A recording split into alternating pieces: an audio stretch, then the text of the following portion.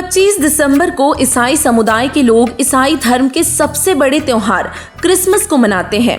Christmas एक महत्वपूर्ण त्योहार बन गया है जो अब लगभग पूरी दुनिया के सभी धर्म के लोगों द्वारा मनाया जाता है। प्राचीन समय में क्रिसमस से पहले ईस्टर का पर्व ईसाई समुदाय का प्रमुख त्योहार हुआ करता था। 25 दिसंबर को सूर्य करता है लंबी यात्रा। द न्यू इंसाइक्लोपीडिया ब्रिटानिका के अनुसार सर्दियों में सूर्य की रोशनी कम हो जाने की वजह से गैर ईसाई यानी कि अन्य धर्म के लोग इस समय पूजा पाठ किया करते हैं ताकि सूर्य लंबी यात्रा से वापस आकर उन्हें ऊर्जा और रोशनी दे। इस दिन सूर्य के लंबी यात्रा से लौटकर आने की खुशी भी मनाई जाती है।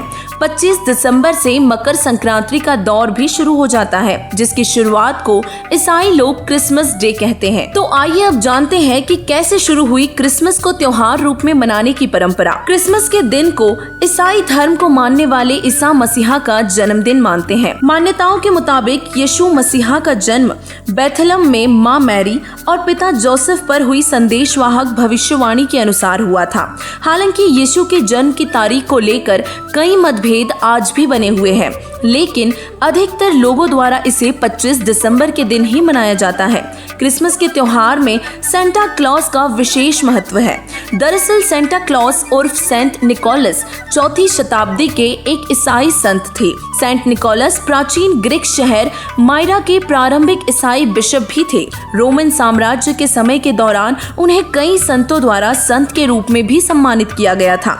कई चमत्कारों के कारण उन्हें निकोलस द वंडर वर्कर के रूप में भी जाना जाने लगा। सेंट निकोलस जो जीसस की मौत के 280 साल बाद मायरा में जन्मे थे, वे आधी रात को गुप्त रूप में बच्चों को गिफ्ट दिया करते थे और यह सिलसिला आज भी बदस्तूर जारी है। यही कारण है कि खासकर बच्चों को सेंटा का इंतजार रहता है।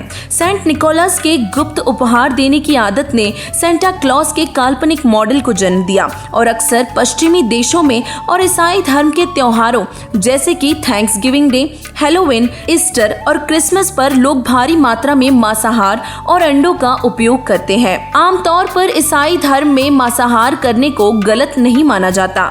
अब आपको बताएंगे बाइबल में से चौंकाने वाले प्रमाण। पवित्र बाइबल का अध्ययन करने पर कुछ ऐसे तथ्यों के बारे में हमें जानकारी प्राप्त हुई जिसे जानकर आप हैरान रह जाएंगे। क्रिसमस त्योहार को मनाने की शुरुआत ईसा मसीहा के शरीर त्यागने के लगभग 280 वर्षों के बाद हुई थी, जिस कारण से इस त्योहार का कोई भी उल्लेख पवित्र बाइबल में नहीं मिलता। पवित्र बाइबल के यिर्मयाह 20:14 में स्पष्ट किया है कि किसी का भी जन्मदिन मनाना व्यर्थ है। आपको यहाँ पर हम ये भी बताना जरूरी समझते हैं कि पवित्र बाइबल में जगह जगह लिखा है कि जीसस भगवान के पुत्र थे। पवित्र बाइबल के हैब्रू 1:5, मैथ्यू 17:5, मार्क 1:11, ल्यूक 20:13 और अन्य कई स्थानों पर स्पष्ट लिखा है कि यीशु ईश्वर के पुत्र थे।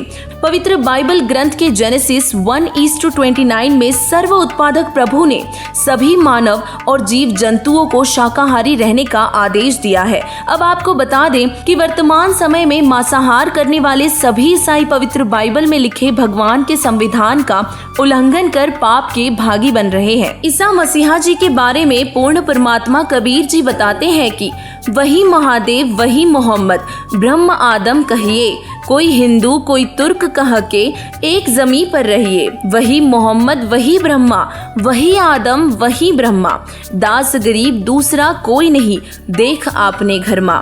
पूर्ण परमात्मा कबीर साहिब जी बताते हैं कि पवित्र मुसलमान धर्म के प्रवर्तक हजरत मोहम्मद जी शिव जी के लोक से आए थे, वह शिव जी के अवतार गण थे। वही यहूदी धर्म के प्रवर्तक हजरत बाबा आदम जी श्री ब्रह्मा जी के लोक से आए थे, वो उनके अवतार गण थे।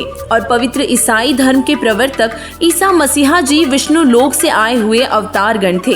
ईसा जी को पूर्ण परमात्मा कबीर साहिब जी अपने निज धाम सतलोक से आकर मिले थे।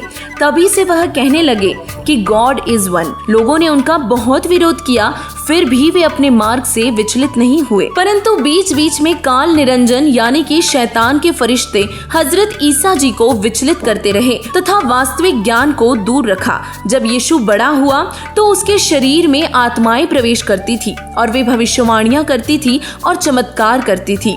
यीशु ने एक भगवान के बारे में उपदेश दिया और जैसे जैसे यीशु अपना प्रचार करते गए भीड़ बढ़ती गई और वे उसे दाऊद का पुत्र और मसीहा कहने लगे। हजरत यीशु के जीवन काल में उन्होंने जो भी चमत्कार किए वे पहले से ही निर्धारित थे। इन 21 ब्रह्मांड के मालिक ज्योति निरंजन काल, जिसे ईसाई यहोवा और मुसलमान शैतान कहते हैं, इसने इन्हें निर्धारित किया था। इसके अलावा पवित्र बाइबल में भी प्रमाण मिलता है कि पूर्ण परमात्मा का नाम कबीर है।